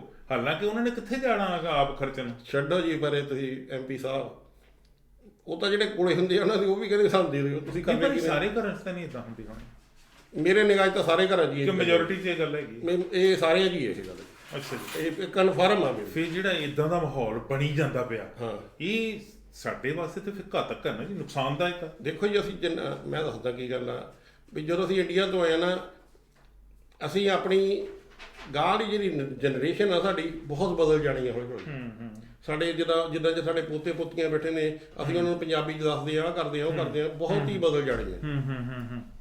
ਠੀਕ ਹੈ, ਇਹ ਘਾਤਕ ਤਾਂ ਹੈ ਹੀ ਆ। ਜਦੋਂ ਆਪਾਂ ਇੰਡੀਆ ਤੋਂ ਆਏ ਨਾ ਉੱਥੇ ਛੱਡ ਕੇ ਸਾਰਾ ਕੁਝ, ਇਹ ਘਾਤਕ ਤਾਂ ਹੈ ਹੀ ਆ। ਮਾਂ ਬਾਪ ਲਈ ਤਾਂ ਬਹੁਤ ਘਾਤਕ ਆ ਜੀ ਉਰੇ। ਮਾਂ ਬਾਪ ਦਾ ਮਤਲਬ ਹਾਲ ਤੇ ਬਹੁਤ ਔਖਾ ਉਰੇ ਰਹਿਣਾ, ਮਤਲਬ ਉਹਨਾਂ ਨੂੰ। ਘਰਾਂ ਦੇ ਵਿੱਚ ਇੱਕ ਬਜ਼ੁਰਗ ਨੂੰ, ਚਾਹੇ ਉਹ ਦਾਦਾ ਚਾਹੇ ਦਾਦੀ, ਨਾਨਾ ਚਾਹੇ ਨਾਨੀ, ਹਾਂਜੀ, ਪਰਿਵਾਰ ਦੇ ਬਾਕੀ ਜੀਆਂ ਨੂੰ, ਉਹਨਾਂ ਨੂੰ ਖੁਸ਼ ਰੱਖਣ ਦੇ ਲਈ, ਉਹਨਾਂ ਨੂੰ ਘਰ ਦੇ ਵਾਤਾਵਰਨ ਦੇ ਨਾਲ ਜੋੜ ਕੇ ਰੱਖਣ ਦੇ ਲਈ ਕੀ ਕਰਨਾ ਚਾਹੀਦਾ ਬੱਚਿਆਂ ਨੂੰ? ਉਹਨਾਂ ਦਾ ਦੱਸਿਆ ਵੀ ਉਹਨਾਂ ਦਾ ਖਿਆਲ ਰੱਖਣਾ ਚਾਹੀਦਾ। ਜੇ ਕੋਈ ਜਿੱਦਾਂ ਸ਼ਾਮ ਨੂੰ ਪੁੱਤ ਘਰੇ ਆਇਆ ਜਾਂ ਛੁੱਟੀ ਵਾਲੇ ਦਿਨ ਆਪਣੇ ਮਾਂ-ਬਾਪ ਨੂੰ, ਚਲੋ ਡੈਡੀ ਤੁਹਾਨੂੰ ਗੇੜਾ ਕਢਾ ਲੈ ਆਈਏ, ਜਾਂ ਨੂੰਹ ਦਾ ਫਰਜ਼ ਬਣਦਾ ਮੰਮੀ ਆਪਣੀ ਨੂੰ, ਸਾਸੂ ਮਾਂ ਨੂੰ ਵੀ ਗੇੜਾ ਕਢਾ ਲਈਏ, ਚਲੋ ਮੰਮੀ ਆਪਾਂ ਚੱਲਦੇ ਹਾਂ ਸਾਰੇ ਰਲ ਕੇ ਗੇੜਾ ਗੂੜਾ ਕੱਢੇ ਆਈਏ, ਕਿਤੇ ਸਟੋਰ ਜਾਈਏ, ਕਿਤੇ ਹੋਰ ਜਾਈਏ, ਜਾਂ ਜਿਹੜੀ ਤੁਹਾਡੀ ਮਨਪਸੰਦ ਚੀਜ਼ ਆ ਤੁਸੀਂ ਉਹ ਲੈ ਲਓ। ਪਰ ਕਹਿੰਦਾ ਕੋਈ ਨਹੀਂ ਗਾ, ਤੁਹਾਨੂੰ ਆਪ ਹੀ ਕਰਨਾ ਚਾਹੀਦਾ। ਹਾਂ ਕਰਨਾ ਚਾਹੀਦਾ ਵੀ ਤੁਸੀਂ ਆਹ ਕਰ ਲਓ ਜਾਂ ਆਹ ਕਰ ਲਓ। ਮੰਮੀ ਤੁਹਾਨੂੰ ਕੀ ਪਸੰਦ ਆ, ਮੈਂ ਉਹ ਬਾਜ਼ਾਰੋਂ ਜਾ ਲਿਆ ਦੇਵਾਂ ਤੁਹਾਨੂੰ। ਇਹ ਤਾਂ ਪੁੱਛਣਾ ਹੀ ਹੁੰਦਾ। ਜਾਂ ਸ਼ਾਮ ਨੂੰ ਆ ਕੇ ਪੁੱਛ ਲਵੇ ਵੀ ਆਪਣੀ ਸਾਸੂ ਮਾਂ ਨੂੰ, ਮੰਮੀ ਬੱਚਿਆਂ ਨੇ ਤੁਹਾਨੂੰ ਤੰਗ ਤਾਂ ਨਹੀਂ ਕੀਤਾ? ਛੋਟੀ ਜਿਹੀ ਗੱਲ ਆ, ਤੁਹਾਨੂੰ ਤੰਗ ਤਾਂ ਨਹੀਂ ਕੀਤਾ ਹੈਗਾ? ਤੁਸੀਂ ਐਂ ਕਰੋ, ਹੁਣ ਤੁਸੀਂ ਆਰਾਮ ਨਾਲ ਬੈਠ ਜਾਓ, ਤੁਸੀਂ ਹੁਣ ਕੁਝ ਨਹੀਂ ਕਰਨਾ ਹੈਗਾ, ਤੁਸੀਂ ਪਾਠ ਕਰਨਾ ਪਾਠ ਕਰ ਲਓ, ਜਾਂ ਬਹਿਣਾ ਟੈਲੀਵਿਜ਼ਨ, ਚਲੋ ਮੈਂ ਕਿਚਨ ਦਾ ਕੰਮ ਸਾਰਾ ਮੈਂ ਕਰ ਲਊਂ। ਇਹੋ ਜਿਹੀਆਂ ਗੱਲਾਂ ਵੀ ਇਹਦੀਆਂ 2 ਲਫ਼ਜ਼ਾਂ ਕਹਿਣ ਨਾ, ਜਿਹੜੀ ਸਾਸੂ ਮਾਂ ਉਹਨੇ ਉੱਠ ਕੇ ਜਿਹੜੇ ਚਾਹ ਦਾ ਕੱਪ ਬਣਾਵੇ, ਨਹੀਂ ਪੁੱਤ ਤੂੰ ਬੈਠ, ਥੱਕੀ ਆਈ ਆ, ਮੈਂ ਤੈਨੂੰ ਦੇ ਦਿੰਦੀ। ਇੱਕ ਲਫ਼ਜ਼ ਦੇ ਕਹਿਣ ਦੇ ਉੱਤੇ ਫਰਕ ਆ, ਬੜਾ ਫਰਕ ਪੈਂਦਾ। ਇੱਕ ਲਫ਼ਜ਼ ਵਰਤਣਾ, ਆ ਕੇ ਵੀ ਹਾਲ ਚਾਲ ਪੁੱਛਣਾ, ਇਹਨਾਂ ਨੇ ਤੁਹਾਨੂੰ ਤੰਗ ਤਾਂ ਨਹੀਂ ਕੀਤਾ ਹੈਗਾ? ਬਈ ਇੰਨੇ ਇੱਕ ਲਫ਼ਜ਼ ਵਰਤ ਕੇ ਤੁਸੀਂ ਬਹਿ ਜਾਣਾ ਵਾ ਵੀ ਮੈਂ ਕਰੂੰਗੀ ਸਾਰਾ ਕੰਮ। ਜਿਹੜੇ ਸੱਸ ਨਹੀਂ ਪੁੱਤ ਤੂੰ ਥੱਕੀ ਆਈ ਆ, ਮੈਂ ਕੰਮ ਤੋਂ ਆਈ ਆ, ਥੋੜੀ ਦੇਰ ਬਹਿ ਜਾ, ਮੈਂ ਤੈਨੂੰ ਚਾਹ ਬਣਾ ਕੇ ਦਿੰਦੀ। ਇੰਨੇ ਇੱਕ ਲਫ਼ਜ਼ਾਂ ਦਾ ਹੀ ਹੇਰ ਫੇਰ ਆ। ਇੱਦਾਂ ਹੀ ਤੁਹਾਡਾ ਲੜਕਾ ਜਾਂ ਘਰੇ ਆਇਆ, ਪੁੱਤ ਆਇਆ, ਡੈਡੀ ਕੀ ਹਾਲ ਆ ਤੁਹਾਡਾ, ਠੀਕ ਆ, ਕਿੱਧਰ ਗੇੜਾ ਕੱਢਿਆ ਤੁਸੀਂ, ਕਿਤੇ ਗਏ ਸੈਰ ਸੂਰ? ਚਲੋ ਸਿਆਲਾਂ 'ਚ ਤਾਂ ਨਹੀਂ ਜਾ ਹੁੰਦਾ, ਤੇ ਚਲੋ ਆਪਾਂ ਬਾਹਰ ਬੈਠੇ ਆ, ਚਲੋ ਆਪਾਂ ਗੱਡੀ 'ਚ ਗੇੜਾ ਕੱਢ ਆਈਏ, ਤੇ ਉਹ ਨਾਲ ਤੇ ਬੈਠ ਜਾਈਏ, ਬਾਹਰ ਕਿਤੇ ਵੀ ਬੈਠ ਜਾਈਏ, ਹਾਂ, ਤੇ ਬਹਿ ਕੇ ਗੱਲਾਂ ਚਾਰ ਕਰੀਏ, ਜਾਂ ਗਲੀਆਂ ਜਾਂ ਪਿਛਲੀਆਂ ਇੱਕ ਦੋ ਕੰਮ ਦੀਆਂ ਗੱਲਾਂ ਕਰ ਲਈਏ, ਜਾਂ ਇੰਡੀਆ ਦੀ ਗੱਲ ਕਰ ਲਈਏ। ਇਹਨੇ ਜੇ ਬਾਪ ਦਾ ਕੰਮ ਮਨ ਖੁਸ਼ ਹੋ ਜਾਣਾ ਵਾ। ਬਾਪ ਨੇ ਕਹਿਣਾ ਵੀ ਯਾਰ ਹਾਂ ਠੀਕ ਆ, ਉਰੇ ਵੀ ਬੱਚਾ ਮੇਰਾ ਉਹੋ ਜਿਹਾ ਹੀ ਆ, ਵੀ ਬੱਚਾ ਮੇਰਾ ਖਿਆਲ ਰੱਖਦਾ ਵਾ। ਪੁਰਾਣੇ ਜਿਹੜੇ ਬਜ਼ੁਰਗ ਆ ਜੀ, ਜਿਹੜੇ ਪੁਰਾਣੇ ਕਹਿ ਲਓ ਨਵੇਂ ਕਹਿ ਲਓ, ਜਿਹੜੇ ਇੰਡੀਆ ਤੋਂ ਆਏ ਹੈਗੇ ਆ, EMPLOYEE ਜਿਹੜੇ ਉੱਥੇ ਕੋਈ ਟੀਚਰ ਸੀ, ਕੋਈ ਬੈਂਕ ਵਿੱਚ ਸੀ, ਕੋਈ ਰੇਲ ਵਿੱਚ ਸੀ, ਕੋਈ ਬੀਮਾ ਕੰਪਨੀ ਸੀ, ਉਹਨਾਂ ਨੂੰ ਹੁੰਦਾ ਕਿ ਮੇਰੀ ਪੈਨਸ਼ਨ, ਹਾਂਜੀ, ਮੇਰਾ ਮਹਿੰਗਾਈ ਭੱਤਾ, ਹਾਂਜੀ, ਸਰਕਾਰ ਨੇ ਆ ਕੋਈ ਅਨਾਉਂਸਮੈਂਟ ਕੀਤੀ ਕਿ ਨਹੀਂ ਕੀਤੀ, ਇਹੋ ਜਿਹੀਆਂ ਗੱਲਾਂ ਵੱਲ ਉਹਨਾਂ ਦਾ ਧਿਆਨ ਹੁੰਦਾ। ਪਰ ਉਹਨਾਂ ਨੂੰ ਉਹ ਇਨਫੋਰਮੇਸ਼ਨ ਮਿਲਦੀ ਨਹੀਂ, ਕਿਉਂਕਿ ਉਹ ਕਿਹੜਾ ਵੀ ਉੱਥੋਂ ਘਰੋਂ ਫੋਨ ਕਰ ਲੈਣ ਇੰਡੀਆ ਕਿਸੇ ਨੂੰ ਵੀ ਕੀ ਬਣਿਆ ਬਈ, ਕਿ ਮੁੱਖ ਮੰਤਰੀ ਨੇ ਕੋਈ ਬਿਆਨ ਦਿੱਤਾ ਕਿ ਨਹੀਂ ਦਿੱਤਾ, ਜਾਂ ਉਹਨਾਂ ਨੂੰ ਦਿਲਚਸਪੀ ਪੋਲਿਟਿਕਸ 'ਚ ਵੀ ਹੈਗੀ ਹੈ। ਹਾਂਜੀ, ਉਹਨਾਂ ਨੂੰ ਇਹ ਪਤਾ ਹੁੰਦਾ ਕਿ ਕਿਹੜੀ ਪਾਰਟੀ ਜਿਹੜੀ ਆ ਸਰਕਾਰ ਆ, ਹੁਣ ਕਿੱਥੇ ਕੀ ਹੋ ਰਿਹਾ, ਇਹੋ ਜਿਹੀਆਂ ਗੱਲਾਂ ਅਸੀਂ ਛੱਡ ਨਹੀਂ ਸਕਦੇ। ਸਾਡੇ ਬੱਚਿਆਂ ਨੂੰ ਇਸ ਗੱਲ ਦਾ ਸ਼ੌਕ ਹੀ ਨਹੀਂ ਹੁੰਦਾ। ਦੇਖੋ ਜੀ, ਸਾਡੀ ਮਦਰਲੈਂਡ ਹੈਗੀ ਇੰਡੀਆ, ਅਸੀਂ ਉੱਥੇ ਜੰਮੇ ਪਲੇ ਆ। ਜਿਹੜੇ ਸਾਡੇ ਇੱਥੇ ਬੱਚੇ ਪੋਤੇ ਪੋਤੀਆਂ ਜੰਮਣੇ, ਮਦਰਲੈਂਡ ਹੈਗੀ ਕੈਨੇਡਾ, ਉਹਨਾਂ ਨੂੰ ਇੱਥੇ ਦੀਆਂ ਗੱਲਾਂ ਚੰਗੀਆਂ ਲੱਗਣੀਆਂ, ਸਾਨੂੰ ਉੱਥੇ ਦੀਆਂ ਗੱਲਾਂ ਚੰਗੀਆਂ ਲੱਗਣੀਆਂ ਨੇ। ਆਪਾਂ ਕੋਈ ਵੀ ਜਦੋਂ ਚੀਜ਼ ਖਰੀਦਣ ਜਾਂਦੇ ਆ ਹੁਣ ਵੀ ਜਾਂਦੇ ਆ 20 ਸਾਲ ਬਾਅਦ ਵੀ, ਜਦੋਂ ਮੈਂ ਲੈਂਦਾ ਵੀ ਕਿੰਨੇ ਡਾਲਰ ਦੀ ਹੈ, 9 ਡਾਲਰ ਦੀ ਹੈ ਕਿ 10 ਡਾਲਰ ਦੀ ਹੈ, ਜੇ 600 ਰੁਪਏ ਦੀ ਹੈ ਵੀ ਇੰਡੀਆ 'ਚ ਇੰਨੇ ਕੁ ਦੀ ਹੋਊਗੀ, ਅਸੀਂ ਕੈਲਕੂਲੇਸ਼ਨ ਜ਼ਰੂਰ ਕਰਦੇ ਆ। ਜਿਹੜੇ ਇੱਥੇ ਦੇ ਜੰਪਲ ਉਹਨਾਂ ਨੇ ਨਹੀਂ ਕਰਨੀ, ਉਹ ਨਹੀਂ ਕਰਦੇ। ਉਹਨਾਂ ਲਈ ਤਾਂ ਡਾਲਰ ਰੁਪਈਆ, ਉਹਦੇ ਡਾਲਰ ਹੀ ਆ, ਡਾਲਰ ਤੇ ਡਾਲਰ ਕਨਵਰਜੇਸ਼ਨ ਉਹ ਕਨਵਰਟ ਨਹੀਂ ਕਰਦੇ, ਉਹਨਾਂ ਨੇ ਕਨਵਰਟ ਨਹੀਂ ਕਰਨੀ। ਅਸੀਂ ਹਰ ਵਾਰੀ ਕਨਵਰਟ ਕਰਨਾ, ਤੁਸੀਂ ਵੀ ਕਰਦੇ ਹੋਵੋਗੇ। ਬਿਲਕੁਲ ਦਿਮਾਗ 'ਚ ਆ ਜਾਂਦੀ ਜੀ ਗੱਲ। ਜਿਹੜੇ ਕਿ ਦਿਮਾਗ 'ਚ ਆਉਂਦੀ ਹੈ 20 ਡਾਲਰ ਦੀ ਹੈ, ਇਹ 1200 ਰੁਪਏ ਦੀ ਹੋਊਗੀ। ਇਹ 5 ਡਾਲਰ ਦੀ ਹੈ, 250 ਰੁਪਏ ਦੁੱਧ ਦੀ ਕੈਨੀ ਆ ਵੀ ਇਹ 5 ਡਾਲਰ ਦੀ ਹੈ, ਇੰਨੇ ਦਾ ਪੈ ਕੇ ਇੰਡੀਆ ਕੀ ਭਾਅ ਹੋਊਗਾ, ਹੈ ਉੱਥੇ ਵੀ ਇਹੀ ਭਾਅ। ਜਿਹੜੀ ਮੈਂ ਪ੍ਰੋਬਲਮ ਰੱਖੀ ਸੀ, ਮੈਨੂੰ ਲੱਗਦਾ ਕਿ ਉਹਦਾ ਛੋਟਾ ਜਿਹਾ ਸੋਲੂਸ਼ਨ ਹੈ ਜੇ ਕਰ ਲਿਆ ਜਾਵੇ ਤਾਂ। ਇੱਕ ਤਾਂ ਇਹ ਆ ਕਿ ਪੇਰੈਂਟਸ ਦੇ ਘਰ ਦੇ ਵਿੱਚ ਤੁਹਾਨੂੰ ਉਹ ਚੈਨਲ ਵੀ ਲੈ ਲੈਣੇ ਚਾਹੀਦੇ ਟੀਵੀ ਦੇ, ਜਿਹੜੇ ਕੁਝ ਇੰਡੀਆ ਦੇ ਹੈਗੇ ਆ, ਜਿੱਥੋਂ ਉਹਨਾਂ ਨੂੰ ਖਬਰਾਂ ਪਤਾ ਲੱਗਦੀਆਂ ਰਹਿਣ। ਹਾਂਜੀ, ਜੇ ਕੋਈ ਪੁਰਾਣੀਆਂ ਫਿਲਮਾਂ ਦੇਖਣ ਦਾ ਕਿਸੇ ਨੂੰ ਸ਼ੌਕ ਹੈ ਤੇ ਉਹ ਉੱਦਾਂ ਦਾ ਚੈਨਲ ਵੀ ਲੈ ਲੈਣਾ ਚਾਹੀਦਾ। ਫਿਰ ਅਖਬਾਰਾਂ ਵੀ ਘਰ 'ਚ ਲੈ ਆਉਣੀ ਚਾਹੀਦੀਆਂ। ਗੁਰਦੁਆਰੇ ਗਏ ਆ, ਮੰਨ ਲਓ ਪੇਰੈਂਟਸ ਨਹੀਂ ਗਏ, ਤੁਸੀਂ ਗਏ ਆਪ, ਉੱਥੋਂ ਅਖਬਾਰਾਂ ਫ੍ਰੀ ਹੁੰਦੀਆਂ, ਉੱਥੋਂ ਲੈ ਆਉਣੀਆਂ ਚਾਹੀਦੀਆਂ। ਉੱਥੇ ਕਹਿ ਦੇ ਜਦ ਮੈਂ ਤੁਹਾਡੇ ਵਾਸਤੇ ਲੈ ਕੇ ਆਇਆ, ਨਵੀਂ ਅਖਬਾਰ ਆਈ ਹੈ। ਜਿਹੜਾ ਚੈਨਲ ਦੀ ਗੱਲ ਕਰਦੇ ਹੋ ਨਾ ਤੁਸੀਂ, ਪੰਜਾਬੀ ਚੈਨਲ ਲਾਉਂਦੀ ਤਕਰੀਬਨ ਹਰ ਘਰ 'ਚ ਆਪਣੇ ਹੁਣ ਹੈਗੇ ਨੇ। ਪਰ ਸਾਡੇ ਜਿਹੜੇ ਬੱਚੇ ਨੇ, ਛੋਟੇ ਬੱਚੇ ਨੇ, ਜਾਂ ਉਹ ਫਿਰ ਕੋਈ ਜਿਹੜੇ ਕੁਝ ਬੜੇ ਨੇ 15-16 ਸਾਲ ਤੋਂ ਪੂਰਾ ਗੇਮਾਂ ਖੇਡਣ ਲੱਗ ਜਾਂਦੇ ਟੈਲੀਵਿਜ਼ਨਾਂ ਲਾ ਕੇ। ਜਿਹੜੇ ਛੋਟੇ ਨੇ ਉਹ ਆਪਣੇ ਛੋਟੇ ਕਾਰਟੂਨ ਜਿਹੜੇ ਆਉਂਦੇ ਨੇ, ਮਿੱਕੀ ਮਾਊਸ ਆ ਗਏ, ਕੋਈ ਹੋਰ ਆ ਗਏ, ਉਹ ਦੇਖੀ ਜਾਂਦੇ ਨੇ। ਜੇ ਅਸੀਂ ਉਹਨਾਂ ਨੂੰ ਲਾ ਕੇ ਆਪਣਾ ਪ੍ਰੋਗਰਾਮ ਦਿਖਾਉਣੇ, ਉਹਨਾਂ ਨੂੰ ਚੰਗਾ ਨਹੀਂ ਲੱਗਦਾ ਹੈਗਾ, ਫਿਰ ਉਹ ਰੋਣ ਲੱਗ ਜਾਂਦੇ ਨੇ। ਫਿਰ ਉਹਨਾਂ ਨੂੰ ਚੁੱਪ ਕਰਾਉਣ ਲਈ ਫਿਰ ਆਪਣਾ ਮਨ ਮਾਰ ਲੈਂਦੇ ਆ ਵੀ ਬੱਚਿਆਂ ਨੂੰ ਕਾਹਨੂੰ ਰੋਣਾ। ਉਹ ਹੈ ਵੀ ਠੀਕ ਆ ਵੀ ਅਸੀਂ ਆਪਣੇ ਹੁਣ ਸ਼ੌਂਕ ਪਏ, ਫਿਰ ਜਦੋਂ ਸੌਂ ਜਾਂਦੇ ਨੇ ਫਿਰ ਜਾਨੂੰ ਸਾਨੂੰ ਨੀਂਦ ਆਉਣ, ਸਾਡਾ ਵੀ ਟਾਈਮ ਹੋ ਜਾਂਦਾ ਸੌਣ ਦਾ। ਉਹ ਵੀ ਨਹੀਂ, ਚੈਨਲ ਸਾਰਿਆਂ ਦੇ ਘਰ ਹੀ ਹੈਗੇ ਨੇ, ਪਰ ਇੰਗਲਿਸ਼ ਪ੍ਰੋਗਰਾਮ ਬੱਚੇ ਜ਼ਿਆਦਾ ਦੇਖਦੇ ਨੇ। ਬੱਚਿਆਂ ਨੇ ਤਾਂ ਉਹੀ ਦੇਖਣਾ। ਜੇ ਬੱਚੇ ਨਹੀਂ ਦੇਖਣਗੇ ਤਾਂ ਫਿਰ ਉਹਨਾਂ ਨੂੰ ਉਹ ਹੋਰ ਪਾਸੇ ਸ਼ਰਾਰਤਾਂ ਕਰਨਗੇ, ਉਹ ਵੀ ਨਹੀਂ ਅਸੀਂ ਦੇਖ ਸਕਦੇ। ਇੰਨਾ ਇੱਕ ਹਫ਼ਤਾ ਦਾ ਬੱਚੇ ਬਾਹਰ ਕੰਮ ਕਰਦੇ ਨੇ, ਬੱਚੇ ਸਕੂਲ ਵੀ ਜਾਂਦੇ ਨੇ, ਆਉਂਦੇ ਨੇ ਵੀ, ਨੂੰਹਾਂ ਪੁੱਤ ਧੀਆਂ ਵੀ ਆਉਂਦੇ ਨੇ। ਉਹ ਫਿਰ ਆਪਣਾ ਟੈਲੀਵਿਜ਼ਨ ਉਹਨਾਂ ਨੇ ਵੀ ਦੇਖਣਾ ਹੁੰਦਾ। ਬਜ਼ੁਰਗਾਂ ਦਾ ਟੈਲੀਫੋਨ ਦਾ ਮੈਨੂੰ ਨਹੀਂ ਅੱਜ ਤੱਕ ਟਾਈਮ ਲੱਗਿਆ ਸੀਗਾ ਟੀਵੀ ਦੇਖਣਾ। ਹਾਂਜੀ, ਪਹਿਲਾਂ। ਅੱਛਾ। ਹਾਂਜੀ, ਹੁਣ ਤਾਂ ਵੇਖਦੇ ਹਾਂ। ਹੁਣ ਤਾਂ ਦੇਖਦਾ। ਠੀਕ। ਹੁਣ ਤਾਂ ਤੁਸੀਂ ਮਤਲਬ ਜਿਹੜੀ ਤੁਸੀਂ ਕਹਿੰਦੇ ਜਨਮ ਭੌਂ ਤੁਹਾਡੀ ਉਹ ਉਹਦੇ ਨਾਲ ਜੁੜੇ ਹੋਏ ਹੋ, ਟੀਵੀ ਰਾਹੀਂ ਭਾਵੇਂ ਜੁੜੇ। ਸਾਡਾ ਪ੍ਰੋਗਰਾਮ ਕਦੇ ਵੀ ਕੋਈ ਇੰਗਲਿਸ਼ ਨਹੀਂ ਚੱਲਦਾ। ਉਹ ਖਬਰਾਂ ਮੈਂ ਵੀ ਨਹੀਂ ਵੇਖਦੀਆਂ, ਜਦੋਂ CBC ਨਹੀਂ ਉੱਤੇ ਖਬਰਾਂ 6 ਵਜੇ ਮੈਂ ਜ਼ਰੂਰ ਦੇਖਣੀਆਂ ਵੀ ਨਹੀਂ ਵੇਖਦੀਆਂ। ਠੀਕ ਹੈ, ਵੀ ਕੀ ਹੋ ਰਿਹਾ ਕੀ ਨਹੀਂ ਹੋ ਰਿਹਾ। ਠੀਕ ਹੈ, ਚਾਹੇ ਮੈਨੂੰ ਸਮਝ ਘੱਟ ਆ ਚਾਹੇ ਜ਼ਿਆਦਾ। ਕਈ ਦਫਾ ਮੇਰਾ ਪੋਤਾ ਜਾਂ ਕੋਈ ਹੋਰ ਬੈਠਾ ਹੁੰਦਾ, ਮੈਂ ਉਹਨੂੰ ਕਹਿੰਦਾ ਵੀ ਇਹਨੂੰ ਸੁਣ ਕੇ ਖਬਰ ਮੈਨੂੰ ਥੋੜਾ ਪੰਜਾਬੀ ਤਰਜਮਾ ਕਰ ਦਿਓ। ਫਿਰ ਮੈਂ ਇੰਗਲਿਸ਼ ਪੇਪਰ ਵੀ ਕੱਢ ਲੈਣਾ ਵਾ ਕੰਪਿਊਟਰ ਤੇ ਕੱਢ ਕੇ ਫਿਰ ਉਹਦਾ ਮੈਂ ਟ੍ਰਾਂਸਲੇਸ਼ਨ ਕਰਕੇ ਪੰਜਾਬੀ 'ਚ ਵੀ ਪੜ੍ਹ ਲੈਂਦਾ। ਟ੍ਰਾਂਸਲੇਟ ਹੋ ਜਾਂਦਾ ਨਾ ਇੰਗਲਿਸ਼ ਦਾ ਪੈਰਾ, ਉਹਨੂੰ ਪੰਜਾਬੀ 'ਚ ਵੀ ਕਰ ਲਈਦਾ, ਉਹਨੂੰ ਬੈਠ ਕੇ ਪੜ੍ਹ ਲਈਦਾ। ਸਾਡੀ ਆਦਤ ਤਾਂ ਮਤਲਬ ਅਸੀਂ ਉਹ ਜੁੜੇ ਹੋਏ ਆ, ਤਾਂ ਟੁੱਟ ਨਹੀਂ ਸਕਦੇ। ਹਾਂਜੀ, ਜੁੜੇ ਰਹਿਣਾ ਚਾਹੀਦਾ ਔਰ ਜੋੜਨਾ ਚਾਹੀਦਾ, ਪੇਰੈਂਟਸ ਨੂੰ ਜੋੜਨਾ ਚਾਹੀਦਾ। ਉਹਨਾਂ ਨੂੰ ਇਹ ਹੇਰਵਾ ਨਹੀਂ ਹੋਣਾ ਚਾਹੀਦਾ, ਤੌਖਲਾ ਨਹੀਂ ਹੋਣਾ ਚਾਹੀਦਾ ਕਿ ਅਸੀਂ ਤਾਂ ਕਿਸੇ ਹੋਰ ਹੀ ਜਗ੍ਹਾ ਤੇ ਆ ਗਏ ਆ, ਇਹ ਤਾਂ ਨਾ ਹੀ ਆਉਂਦੇ ਚੰਗਾ ਸੀ, ਅਸੀਂ ਆਪਣੇ ਬੱਚਿਆਂ ਨੂੰ ਕਿਉਂ ਭੇਜਤਾ। ਇਦਾਂ ਦਾ ਪਛਤਾਵਾ ਨਹੀਂ ਹੋਣਾ ਚਾਹੀਦਾ। ਪਰ ਅੱਜ ਕੱਲ੍ਹ ਤਾਂ ਮਾਹੌਲ ਇਦਾਂ ਜੀ, ਹੁਣ ਤਾਂ ਇੰਟਰਨੈਟ ਇੰਨਾ ਮਸ਼ਹੂਰ ਆ ਵੀ ਤੁਸੀਂ ਆਪਣੇ ਸੈੱਲ ਫੋਨ ਤੇ ਹੀ ਸਾਰਾ ਕੁਝ ਦੇਖ ਸਕਦੇ ਹੋ। ਬਜ਼ੁਰਗਾਂ ਕੋਲੇ ਵੀ ਹੈਗੇ ਨੇ ਇੱਥੇ, ਪਰ ਕੁਝ ਘੱਟ ਹੀ ਬਜ਼ੁਰਗ ਹੋਣਗੇ ਜਿਨ੍ਹਾਂ ਨੂੰ ਇਹ ਗੱਲਾਂ ਦਾ ਨਹੀਂ ਪਤਾ ਹੋਊਗਾ। ਬਾਕੀ ਜਿਹਨੂੰ ਨਹੀਂ ਪਤਾ ਦੱਸ ਦੇਣਾ ਚਾਹੀਦਾ। ਉਹ ਪੁੱਛ ਲਵੇ ਨਾ, ਕਈ ਉਹਨਾਂ ਕੋਲ ਕਈ ਬਜ਼ੁਰਗਾਂ ਕੋਲੇ ਸੈੱਲ ਫੋਨ ਨੇ, ਦੂਜੇ ਫੋਨ ਹੁੰਦੇ ਨੇ, ਵੈਸੇ ਉਹਨੂੰ ਸਮਾਰਟਫੋਨ ਲੈ ਲੈਣੇ ਚਾਹੀਦੇ। ਜਿਹੜਾ ਕੁਛ ਹੈਗਾ ਤਾਂ ਗੂਗਲ ਦਾ ਕੋਲ ਸਾਰਾ ਇੰਡੀਆ ਦੀ ਖਬਰਾਂ ਮਿਲ ਜਾਂਦੀਆਂ, ਪਰ ਕੀ ਹੋ ਰਿਹਾ ਰਾਈਟ ਵੇ ਪਤਾ ਲੱਗ ਜਾਂਦਾ ਕੀ ਹੋ ਰਿਹਾ। ਪਰ ਇੱਕ ਅਵਸਥਾ ਇਹੋ ਜਿਹੀ ਵੀ ਆਉਂਦੀ ਹੈ ਜੀ, ਉਦੋਂ ਕੰਨਾਂ ਤੋਂ ਸੁਣਨਾ ਬੰਦ ਹੋ ਜਾਂਦਾ, ਅੱਖਾਂ ਨੂੰ ਦਿਸਣਾ ਘੱਟ ਹੋ ਜਾਂਦਾ। ਠੀਕ ਹੈ ਜੀ, ਖਾਦ ਖੁਰਾਕ ਦਾ ਵੀ ਫਰਕ ਪੈ ਜਾਂਦਾ, ਦਵਾਈਆਂ ਦੇ ਸਿਰ ਤੇ ਜ਼ਿੰਦਗੀ ਚੱਲ ਜਾਂਦੀ ਹੈ। ਉਦੋਂ ਤਾਂ ਬਹੁਤ ਜ਼ਿਆਦਾ ਲੋੜ ਹੈ ਪਰਿਵਾਰ ਦੇ ਬਾਕੀ ਜੀਆਂ ਦੇ ਸਾਥ ਦੀ। ਪਰਿਵਾਰ ਤਾਂ ਜੀ ਉਦੋਂ ਤਾਂ ਉਹ ਤਾਂ ਸਾਨੂੰ ਬਹੁਤ ਜ਼ਰੂਰਤ ਆ ਜੀ ਉਹਨਾਂ ਦੀ, ਉਦੋਂ ਬਹੁਤ ਵੱਡੀ ਲੋੜ ਹੁੰਦੀ। ਹੁਣ ਜਿੱਦਾਂ ਕਈ ਬਜ਼ੁਰਗ ਘਰਾਂ ਦੇ ਵਿੱਚ ਇਕੱਲੇ ਰਹਿੰਦੇ ਨੇ, ਮਾਂ-ਬਾਪ ਇਕੱਲੇ ਰਹਿੰਦੇ ਨੇ ਕਈ ਮਕਾਨਾਂ ਦੇ ਵਿੱਚ। ਹੁਣ ਜਿੱਦਾਂ ਉਹਨਾਂ ਦੇ ਬੱਚੇ ਮਤਲਬ ਕੋਈ ਦੂਜੇ ਸ਼ਹਿਰ ਚਲੇ ਗਿਆ, ਜਾਂ ਕੋਈ ਹੋਰ ਆਪਣੇ ਮਕਾਨ ਹੋਰ ਲੈ ਲਿਆ, ਜਾਂ ਮਕਾਨ ਵੱਡਾ ਕਰ ਲਿਆ, ਉਹ ਆਪਣੇ ਮਕਾਨ 'ਚ ਮਾਂ-ਬਾਪ ਨੂੰ ਪੁਰਾਣੇ ਮਕਾਨ ਛੱਡ ਕੇ ਚਲੇ ਗਏ। ਉਹਦੇ ਮਾਂ-ਬਾਪ ਵੀ ਚਾਹੁੰਦੇ ਮੈਂ ਉਰੇ ਠੀਕ ਆ। ਮਾਂ-ਬਾਪ ਨੂੰ ਵੀ ਥੋੜ੍ਹੀ ਆਜ਼ਾਦੀ ਚਾਹੀਦੀ ਆ ਜੀ, ਐਕਚੁਅਲੀ ਮਾਂ-ਬਾਪ ਨੂੰ ਵੀ ਆਜ਼ਾਦੀ ਚਾਹੀਦੀ ਆ। ਜੇ ਬੱਚਿਆਂ ਨੂੰ ਆਜ਼ਾਦੀ ਚਾਹੀਦੀ ਆ ਨਾ, ਜਿੱਦਾਂ ਪੇਰੈਂਟਸ ਦੇ ਵਿੱਚ ਉਹਨਾਂ ਨੂੰ ਵੀ ਆਜ਼ਾਦੀ ਨਹੀਂ ਹੈਗੀ, ਮੈਂ ਤੁਹਾਨੂੰ ਦੱਸ ਦਿੰਦਾ ਜੀ। ਜੇ ਮਾਪੇ ਜਿਹੜਾ ਉਹਨੂੰ ਆਜ਼ਾਦੀ, ਦੋਹਾਂ ਧਿਰਾਂ ਨੂੰ ਆਜ਼ਾਦੀ ਚਾਹੀਦੀ ਹੈ। ਜੇ ਤੁਹਾਡਾ ਕੋਈ ਸੋਰਸ ਹੋਵੇ ਇਹਦਾ ਲਹਿਦਾ ਰਹਿਣ ਦਾ, ਤੁਹਾਨੂੰ ਲਹਿਦਾ ਰਹਿਣਾ ਚਾਹੀਦਾ ਮੇਰੇ ਹਿਸਾਬ ਨਾਲ ਮਾਪੇ। ਜੇ ਤੁਹਾਡੇ ਮਾਪੇ ਲਹਿਦਾ ਰਹਿੰਦੇ ਨੇ, ਬੱਚੇ ਲਹਿਦਾ ਰਹਿੰਦੇ ਨੇ, ਚਾਹੇ 2 ਪੁੱਤ ਨੇ, ਚਾਹੇ 4 ਪੁੱਤ ਨੇ, ਜਾਂ ਧੀਆਂ ਨੇ, ਜਿੰਨੀਆਂ ਵੀ ਨੇ, ਲਹਿਦਾ ਦਾ ਮਕਾਨ ਚਾਹੀਦੇ ਮਾਂ। ਉਹ ਜੇ ਤੰਦਰੁਸਤ ਨੇ ਮਾਪੇ, ਉਹਨੂੰ ਆਪਣਾ ਲਹਿਦਾ ਰਹਿਣਾ ਚਾਹੀਦਾ ਕਿ ਉਹਨਾਂ ਦੇ ਖਾਣ ਪੀਣ ਦਾ ਜਿਹੜਾ ਤਰੀਕਾ ਵਾ, ਖਾਣ ਪੀਣ ਦਾ ਤਰੀਕਾ ਉਹਨਾਂ ਦਾ ਜਿਹੜਾ ਸਾਨੂੰ ਚੀਜ਼ਾਂ ਪਸੰਦ ਨੇ, ਸਾਡੇ ਨਾ ਸਾਡੇ ਪੋਤਿਆਂ ਨੂੰ, ਨਾ ਸਾਡੀਆਂ ਪੋਤੀਆਂ ਨੂੰ ਪਸੰਦ ਆ, ਨਾ ਸਾਡੇ ਗਾਹਾਂ ਬੱਚੇ ਜਿਹੜੇ ਜੰਮੇ ਹੋਏ ਨੇ ਉਹਨਾਂ ਨੂੰ ਪਸੰਦ ਆ। ਨਹੀਂ, ਖਾਣ ਪੀਣ ਦਾ ਤਰੀਕਾ, ਖਾਣ ਪੀਣ ਵਾਲੀ ਚੀਜ਼ਾਂ, ਖਾਣ ਵਾਲੀਆਂ ਚੀਜ਼ਾਂ, ਚੀਜ਼ਾਂ ਜਿੱਦਾਂ ਨੂੰ ਕੋਈ ਕਿਸੇ ਨੂੰ ਪਾਸਤਾ ਚੰਗਾ ਲੱਗਦਾ, ਕਿਸੇ ਨੂੰ ਪੀਜ਼ਾ ਚੰਗਾ ਲੱਗਦਾ, ਸਾਡੇ ਵਰਗੇ ਬੰਦੇ ਨੂੰ ਤਾਂ ਮੈਦਾ ਹਜਮ ਹੀ ਨਹੀਂ ਹੁੰਦਾ ਹੈਗਾ। ਠੀਕ। ਇਸ ਕਰਕੇ ਅਸੀਂ ਲਹਿਦਾ ਬਣਾਈਏ, ਉਹ ਲਹਿਦਾ ਬਣਾਈਏ, ਪਹਿਲਾਂ ਲਹਿਦਾ ਰਹਿਣਾ ਚਾਹੀਦਾ। ਠੀਕ। ਹਾਂਜੀ, ਬਹੁਤ ਮਿਹਰਬਾਨੀ ਤੁਹਾਡੀ ਮਿਨਿਸਟਰ ਸਾਹਿਬ, ਬੜੀਆਂ ਪਿਆਰੀਆਂ ਗੱਲਾਂ ਕੀਤੀਆਂ। ਔਰ ਮੈਨੂੰ ਲੱਗਦਾ ਕਿ ਇਹ ਇੱਕ ਬੜੀ ਵੱਡੀ ਸਮੱਸਿਆ, ਔਰ ਹਰ ਘਰ ਦੀ ਸਮੱਸਿਆ, ਹਰ ਘਰ ਦੀ ਕਹਾਣੀ ਹੈ ਇਹ। ਤੇ ਜੇ ਅਸੀਂ ਆਪਣੇ ਬਜ਼ੁਰਗਾਂ ਦਾ, ਪੇਰੈਂਟਸ ਦਾ, ਗ੍ਰੈਂਡ ਪੇਰੈਂਟਸ ਦਾ ਥੋੜਾ ਜਿਹਾ ਵੀ ਧਿਆਨ ਰੱਖੀਏ ਤੇ ਕਈ ਵੱਡੀਆਂ ਸਮੱਸਿਆਵਾਂ ਦਾ ਆਟੋਮੈਟਿਕਲੀ ਸੋਲਵ ਹੋ ਜਾਂਦੀਆਂ। ਬਿਲਕੁਲ ਠੀਕ ਹੈ ਜੀ, ਬਿਲਕੁਲ। ਉਮਰ ਦੇ ਅਖੀਰਲੇ ਪੜਾਅ ਦੇ ਵਿੱਚ ਜਦੋਂ ਗ੍ਰੈਂਡ ਪੇਰੈਂਟਸ ਹੁੰਦੇ ਆ, ਉਦੋਂ ਉਹਨਾਂ ਨੂੰ ਇਹੋ ਜਿਹੇ ਸਹਾਰੇ ਦੀ ਬਹੁਤ ਲੋੜ ਹੈ। ਅਸੀਂ ਉਦੋਂ ਹੈਲਪਲੈਸ ਹੋ ਜਾਂਦੇ ਆ ਜੀ। ਹਾਂਜੀ, ਹੈਲਪਲੈਸ। ਸਾਡੇ ਜੋ ਵਾਲਾ ਹੈ ਨਹੀਂ ਅੱਗੇ ਵਾਲਾ। ਬੱਚਿਆਂ ਨੂੰ ਇਹ ਦੇਰ ਬਾਅਦ ਮਹਿਸੂਸ ਹੁੰਦਾ ਜਦੋਂ ਸਾਡੀ ਓਲਡ ਏਜ ਚ ਆਉਣਗੇ। ਅਸੀਂ ਹੁਣ ਪਰ ਉਦੋਂ ਸਾਰਾ ਕੁਝ ਗਵਾ ਚੁੱਕੇ ਹਾਂ, ਅਸੀਂ ਹੈਲਪਲੈਸ ਆ। ਹਾਂਜੀ, ਸਾਨੂੰ ਮਦਦ ਦੀ ਲੋੜ ਆ।